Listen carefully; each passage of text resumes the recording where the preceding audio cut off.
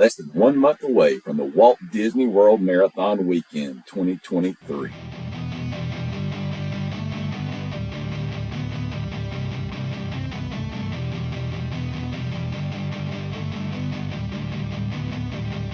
Jed, we are almost there. And we have got to apologize to our listeners. We've been getting a lot of feedback, a lot of questions about when's our next podcast that we promised was going to come out about a month ago on the Dopey Challenge. So we want to apologize for that. We've had a lot of things going on. Really busy time in our business. So yeah, we just want to apologize for that. But we're going to get you back on track. We are 1 month out from the crown jewel of Walt Disney World running, which is the Walt Disney World Marathon Weekend. With less than a month out, that brings up a good question because we were talking about training last time. The past couple times we've been talking about training. So what if you're not training? Man. What if you hadn't been? Are you just done at this point? If you haven't been doing it, what can you do at this point? Well, I would encourage you on a couple of things there. If you and surprisingly, and it's why I talk about it on every Dopey podcast that we do. Surprisingly, there are going to be people that kick the can down the road, and eventually it comes time to pay the piper. Well, we're at pay the piper time. It is not impossible. So let me speak to a couple of groups of people. Number one, if you have not been training at all, you got to take a serious look at whether this is something that you should continue with. We're a month out, and this is a big deal. I say often about the Dopey, don't underestimate the Dopey and don't overestimate the Dopey. If you put the training in, it is surprisingly manageable. If you don't put the training in, it can really kick your tail. And so I would just say if you have not trained at all, really take a look at what your health how healthy a person are you. If you're a generally healthy person, you can possibly go out there and complete this thing. Now it's going to be not sugarcoat it. It's probably going to be a very miserable experience, especially on Sunday, because you're going to be doing a tremendous amount of walking. If you're completely out of shape and your health is not really good, I'd encourage you to really even take a look at whether it's something you should even attempt, because it's not to be taken lightly. The second group is for the people that have been training, but they have just been kind of on and off. Probably the largest amount of people out there are going to be this group of people that have done a lot of the training, but maybe have missed some of the longer runs, maybe have missed some of the back-to-back training runs. I just really take a look and evaluate right now where you are in your training. What are your long runs? Have you gotten a 20-miler in? Have you done some back-to-back runs? Have you prepared your body for that? And for you, I would just say manage your expectations. The expectations, maybe you started this and you had time goals or some things in mind. I would encourage you to go back and manage those. You really want to take those first three races probably relatively easy. And for those of you that are listening that may not be familiar, let me just recap right quick. What we're talking about here is the crown jewel of Walt Disney World running is the Walt Disney World. Included in that is something they call the Dopey Challenge, which is you run 4 races. You run a 5K on Thursday, a 10K on Friday, a half marathon on Saturday, and a full marathon on Sunday. You really need to, if you're not completely trained for this, you're really going to need to take those first 3 days relatively easy, and then manage your expectations on marathon day. And if you're not in danger of the 16-minute mile cutoff, which you have to maintain to not get swept, which means taking off the course, I would just tell you to maybe try to enjoy that day, enjoy all the different character stops and those kind of things, and just take it easier and just learn from it. And learn that, hey, I need to be disciplined in my training to be able to prepare me for what's coming on race day. All right, so even if you're behind, you can do it. What's the best thing to do if you are behind? What's the best way to prepare if you haven't been preparing, I guess, is what I ask. Yeah, less than a month out, it's going to be very difficult to get ready for this. But what you can do is start where you are. You need to go back to, where did you leave off training? don't go out and say, hey, I need to go get a 20-miler in. Don't do that. But what you can do is start, even if it's a matter of just starting to every other day, maybe get an hour walk run in. You need to be on your feet. And also I would encourage you on this, that you don't need to gain 10 pounds over the next 3 weeks, which right in the middle of Christmas can happen. So do what you can right now. And again, expectations. Go ahead and get your mind right that, hey, I'm not completely trained and ready for this, but what I can do is I can start right now, go out, get a walk run in, maybe every other day. You go out for an hour, get you a walk run in.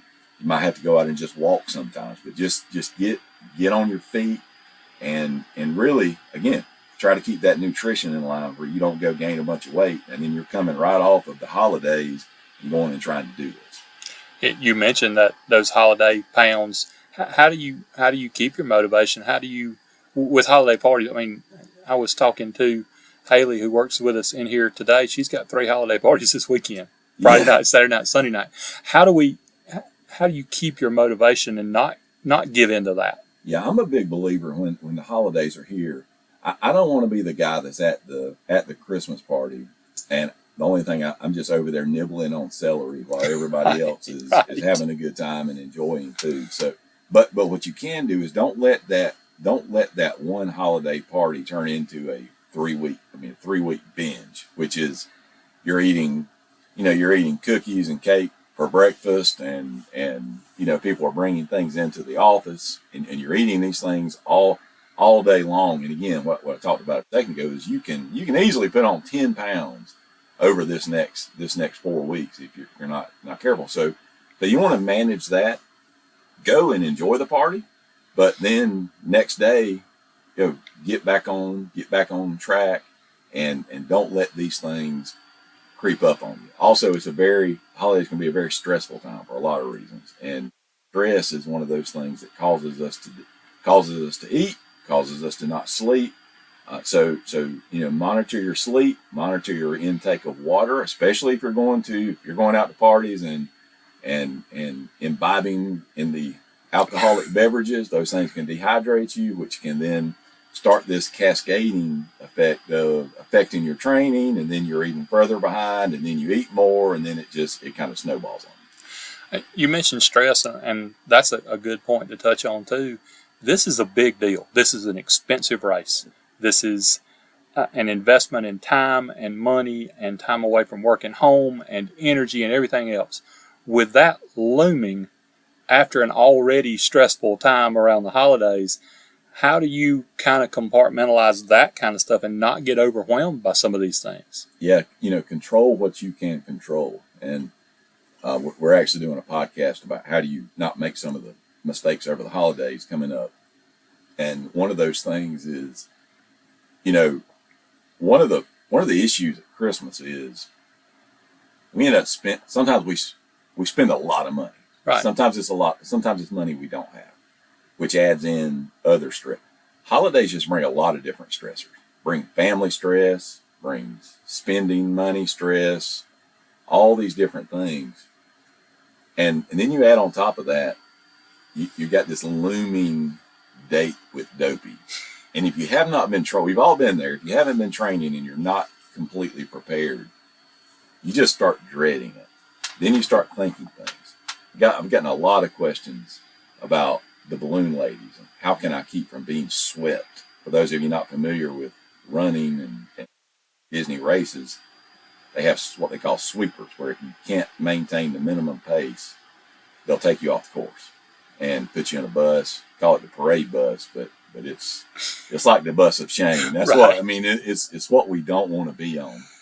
Happens to everybody, not shaming anybody, but that's, where I'm coming from on that. You have this thing looming, and then you just start thinking about it, and you start thinking about all the bad things that could happen. Well, what if I get out there and I get a cramp? What if whatever it may be, and then we start projecting these things out, and it just builds this stress. So control what you can control.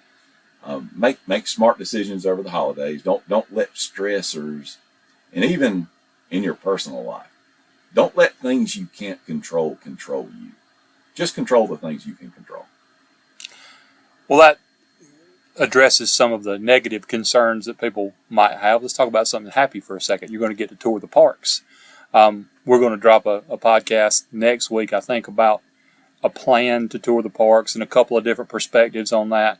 But what are some things that people can start thinking about now if they're planning on touring the parks while they're doing these runs? Yeah, you need to, and we're going to bring, actually your wife's going to come on, who's a bit of a Disney expert. She'll tell you more than you want to forget about it. Yeah, more than you want to know. We're going to talk about, touring the parks. Then I would say a couple of things here is that you need to go ahead and decide whether you're going to have,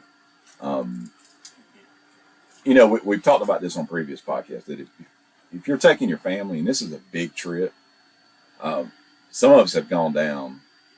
I'm going on 15 years straight that I've been going down for this weekend, even before they had the Dopey. There's a lot of times I go down and I never even sniff a park. Right. But if this is a big weekend for you, if you're taking your family, you're going to want to go to the parks. So figure out, you may want to, there's a couple of different ways. You may want to either front load or back load the parks. And what I mean by that is you're going to be, if you're doing the Dopey, you're going to be arriving the latest on Wednesday, which is the day before. You may want to plan on being in those parks maybe Wednesday, Thursday, and Friday.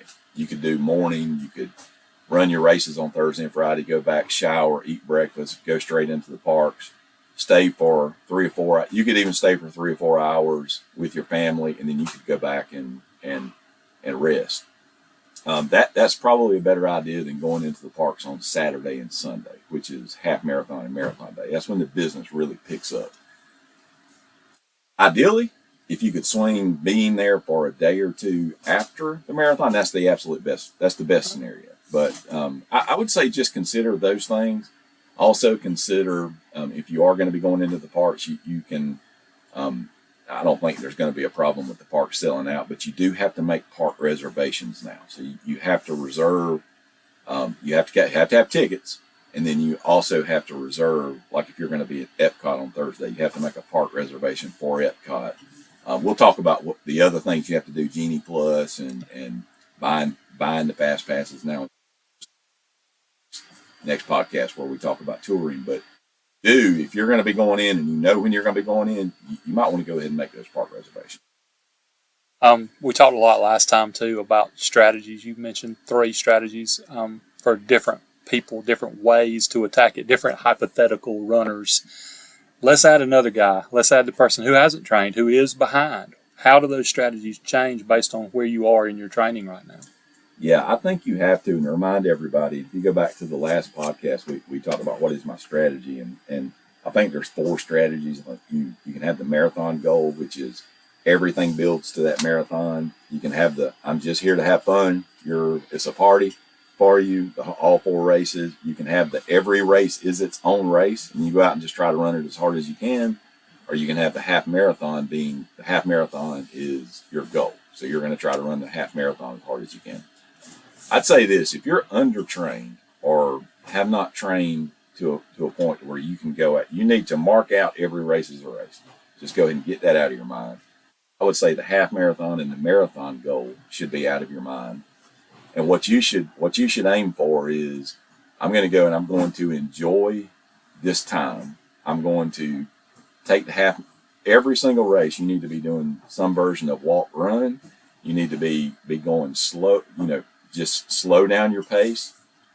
That 5K and 10K, listen, if you've been training at all, the 5K and 10K are not going to be a problem.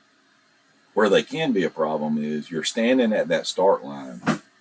I'm going to talk about this in some of my things that surprised me the first time I did Dopey 10 years ago. But you're standing at that 5K start line, and it will be the most electric race atmosphere you've ever experienced. So what you can do, you go out and you run the 5K too hard and 10K too hard, and then you're going to be sunk on half marathon and marathon day. And I'm just telling you, just here's the warning for those of you that are not trained. If you go out and you burn too many candles on Thursday, Friday, and Saturday, that Sunday is going to be one of the most miserable days of your life. I mean, you are going to be exhausted, sore, tired, everything else, undertrained, and then you got 26 miles looking square in the face. So take it easy. If you're undertrained, take it easy, especially those first 3 days. Heck, make it to mile 13 in the full marathon. And then if you want to just go try to lay the hammer down, do it. But if you're undertrained, you're not going to be doing that. Well, not everybody gets to do this, especially I'm going to take advantage of this opportunity to call my boss a perfect dopey. So you're a perfect dopey. El perfecto. Which means you've run every dopey challenge so far. Tell us a little bit about maybe what surprised you the first time you did it, what you wish you'd known back then, what these folks who are doing their first one have in store. Yeah, I'd say number one by far is going to be just the absolute energy that is there. The first year, back what used to be a bit even bigger than it is now, we used to have 25,000 people running on half marathon day and full marathon day.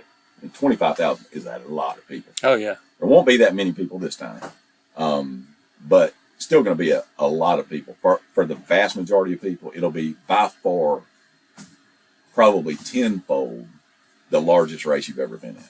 But just the energy before the race, fireworks are going off, the race announcers, everything that's going on, just the energy can be overwhelming.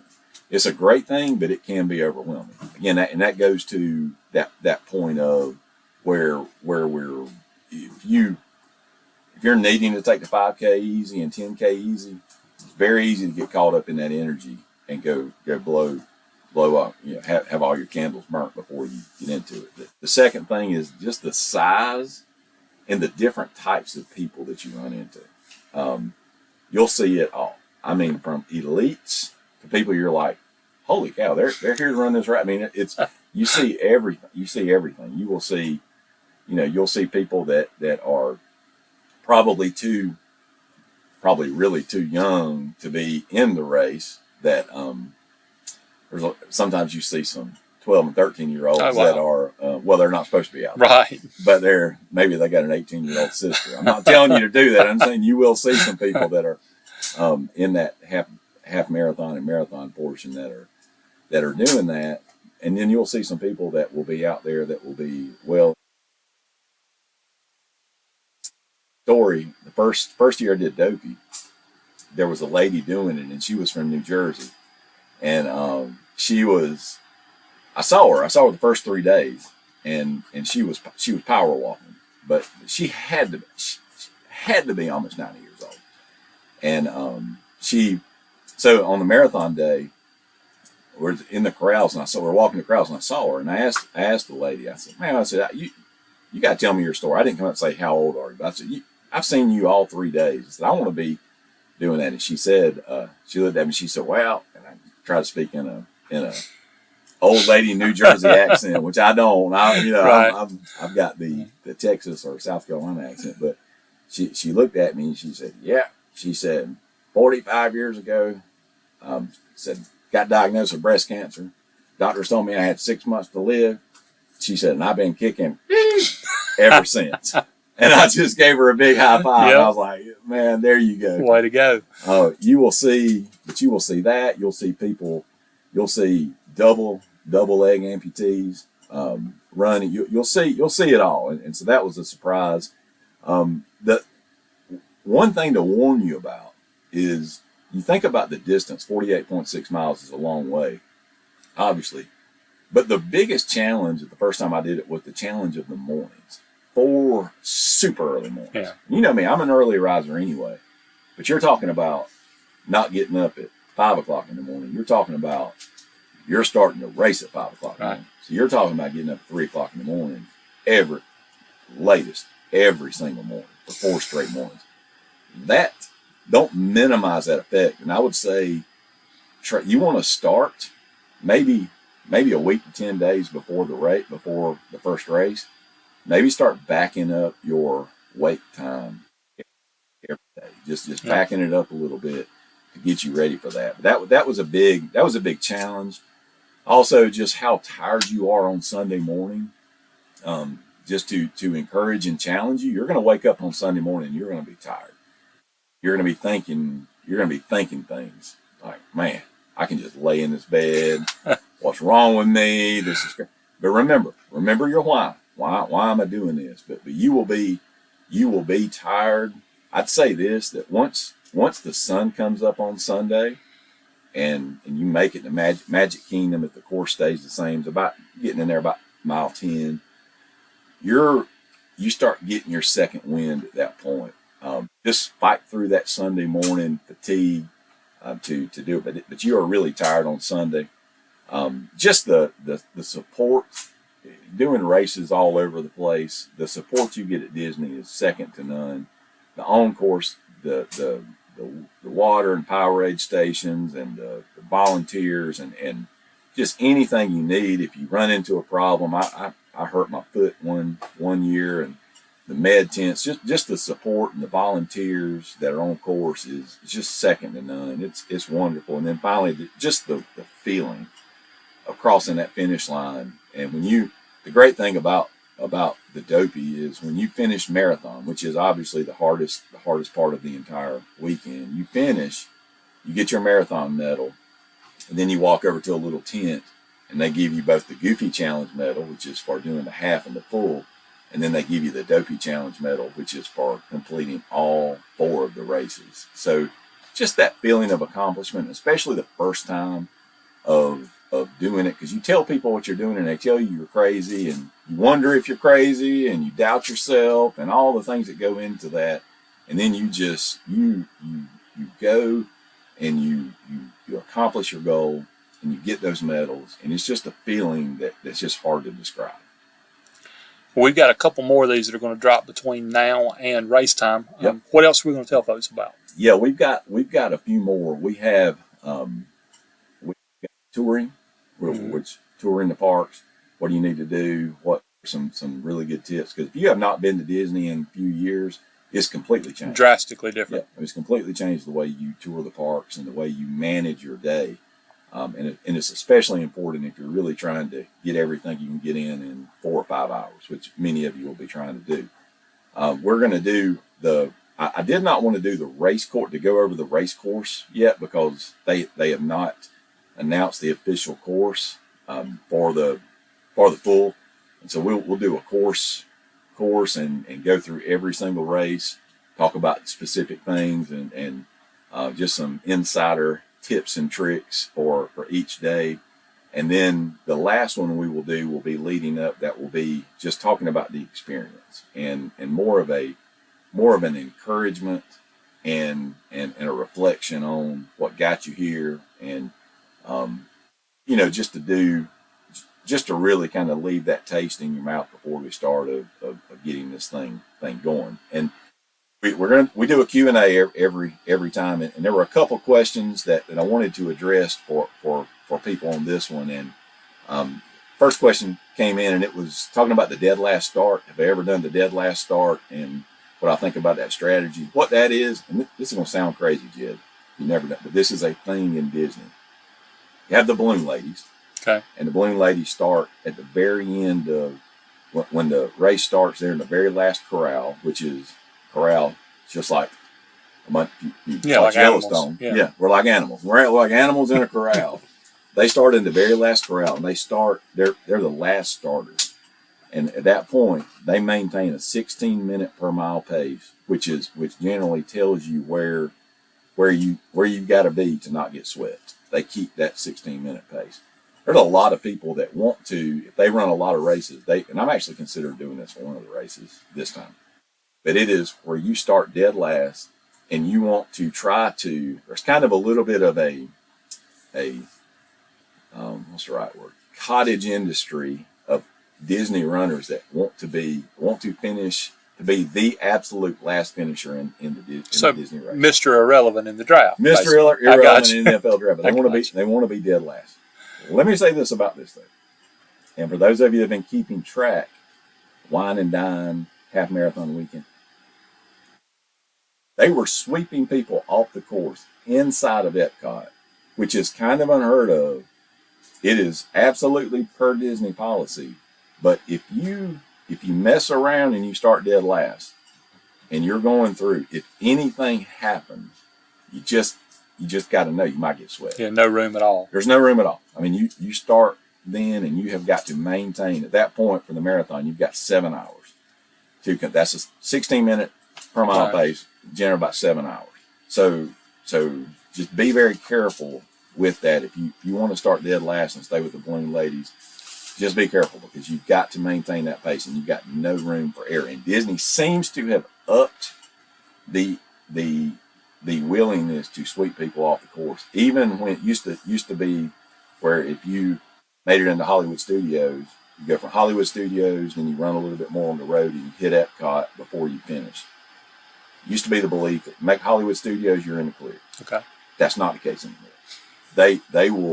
There were people being swept inside of Epcot, which is you're within a half mile. Yeah, you're almost done. Yeah. So I would say be very careful with that. That leads right into the most question I ever say, how do I keep from being swept? Well, how do you keep from being swept? Train really good for about 9 months. Right. Well, the people that are asking that Too question, they're probably asking this from a point of, hey, I'm not really trained. What do I do from being swept? So here's the deal. Balloon ladies are going to start about an hour after the official start of the race. That's a really good estimate of when they're generally going to start. So if they start an hour after, so race starts at 5, they're starting at 6. At that point, there's 7 hours. The race at 1 o'clock, the race will be done. So 7 hours from the time the last person crosses the start line is when the race is over. Now, in the past, people that have been within 20 minutes or so of that, 30 minutes have been allowed to finish. I don't know what's going to happen marathon weekend, but if the Wine and Dine is any indication, they are not as lenient on that anymore. So what you want to do to keep from being sweaty, if you're in an earlier corral, say you're starting 30 minutes before the last person starts, well then you've got a 30-minute buffer for that 7 hours. So now you've got 7.5 hours. If your time is over 16 minutes per mile, as long as you come in underneath that 1 o'clock, you're fine. They're not. If your average time is 16:20, and you made it in before that 1 o'clock, then you're fine. I would just say this: if you feel like you're in danger of being swept and you're really having a hard time maintaining a 16 mile per hour walk, you don't need to be stopping very often. Right. You don't be waiting in line for characters and doing that kind of thing. Keep moving. Main thing on marathon days, keep moving forward. Keep moving forward. And generally you will get there. When you start stopping, when you start taking breaks, you'll even see people like sitting down on benches and stuff. That's when every time you do that, it's harder to get going. So just pay attention to that. However far ahead of the balloon ladies you are at the start. So if you've got a 30-minute buffer, well, 30 minutes over 26 miles, that's about a minute a mile. Well, now you can know that really, if I can maintain a 17-minute per mile pace, I'm not going to get swept. But I just say don't push it. Don't push it. If you're not trained and it's really going to be pushing you on that time, just don't be wasting a lot of time out on the. Got to ask about costumes, ideas for costumes. Now, you ask about that. I like seeing the people in the costumes, but I've never done the costume. I'll say this about the costume though. If you're going to do a costume, you need to get that costume. You need to put it on. You need to go outside and run in it. First time you're running in the Minnie Mouse costume does not need to be when you're about to go run 26 miles because that costume may be rubbing in places that you're not used to, and something rubs for 26 miles, bad news. So try to do that. Epcot. Got to ask about the Epcot resorts of what kind of, and this would probably be something.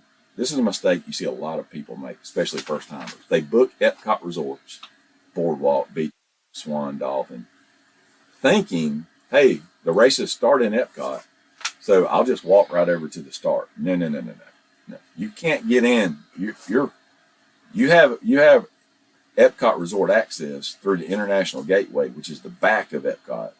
But the race starts on the other side. You cannot walk. You're going to have to ride a bus from there to get to the start. So you don't have any access to the start from the Epcot. What you do have is for your family members and those that are coming with you, spectators, they can walk right out onto the boardwalk and see you run by. So that is a good plus of it. But the Epcot Resort has no access to the start line. So that was, those are just a few questions we had coming in. Just wanted to cover those, and again, just encourage you to, hey, we're within a month. So a lot of the hay's in the barn at this point, but you can still get out, finish your training. For those of you who've been following a training plan, finish that training. Don't get knocked off by the holidays. Don't make bad decisions that lead to more bad decisions over the holidays. And before you know it, we're going to be standing at the start line of the Walt Disney World 5K on Thursday. And so, I think looking at these next podcasts, we're going to be giving you a lot of logistics, a lot of things about the parks, a lot of encouragement to keep you going through, and just enjoy this time. Enjoy this time. For those of you who have hopefully put in the training, now it's time. Don't get knocked off when you start tapering. Sometimes when you taper, that means your mileage goes way down, and you're letting your body rest and prepare before you go into a big race. Sometimes that can even bring anxiety of, well, I need to be running. I need to be. Just follow the plan, trust the process, and then we're going to be fine. And I would encourage you between now and when we're standing on the line to start the 5K, just remember, as we always end this podcast, and if you will do this from now until then, you will be in a better place when you start than you are right now. And that is, do the hard things today, and tomorrow will take care of itself.